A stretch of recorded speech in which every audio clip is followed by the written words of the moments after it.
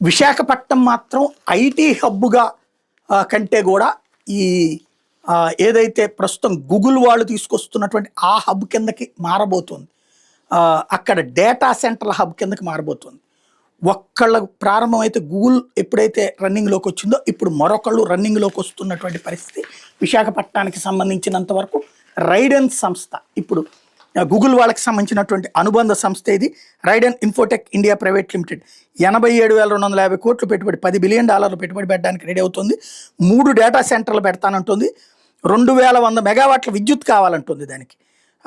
అది ఆంధ్రప్రదేశ్ విద్యుత్ సంస్థల నుంచినే తీసుకుంటానంటుంది. అడవరంలో 465, తర్లువాడలో 929, రాంబిల్లి డేటా సెంటర్కి 697 మెగావాట్ల చొప్పున కరెంట్ అవసరం అని చెప్పుకొచ్చింది. ఈ సింగపూర్కి చెందినటువంటి కంపెనీది Raiden APAC investment holding company. Raiden Infotech India private లిమిటెడ్లో మెజార్టీ వాటాదారు ఉంది. అమెరికాకి చెందిన గూగుల్ ఎల్ఎల్సీకి అనుబంధ సంస్థగా కూడా రైడెన్ ఏపీఏసీ ఈ డేటా సెంటర్ పెట్టుబడులకు నిధులు సమకూరుస్తుంది. నాస్డాక్ స్టాక్ మార్కెట్లో పబ్లిక్ లిమిటెడ్ కంపెనీల జాబితాలో కూడా నమోదైనట్టు రైడెన్ సంస్థ చెప్పింది. అక్కడ పెడతానంటుంది.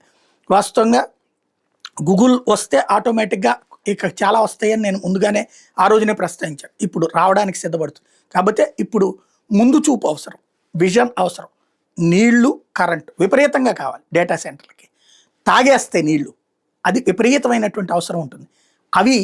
అవన్నీ వచ్చాక అక్కడ ప్రజలకు కరెంటు కోతలు పెట్టి వాళ్ళకి ఇచ్చే పరిస్థితి కాకుండా ఎప్పటి నుంచినే తగిన ఏర్పాటు చేయండి. అవసరమైతే ఆ solar power plants, wind power plants ఆ ఏరియాలో భారీగా పెట్టించండి. వాటిని కూడా ప్రోత్సహించండి. అవి అక్కడ పెట్టి దాని నుంచి కరెంట్లు వచ్చేటట్టు చేసుకునేటట్టు ఏర్పాటు చేస్తే బెటరు. లేదా వీళ్ళనే అక్కడ సోలార్ పవర్ ప్లాంట్ లాగా పెట్టుకుని ఆ కరెంటుని వాళ్ళు వాడుకునేటట్టు అన్నా చేయండి. అప్పుడు అవి కూడా ఉపాధి అవకాశాలు లభిస్తాయి.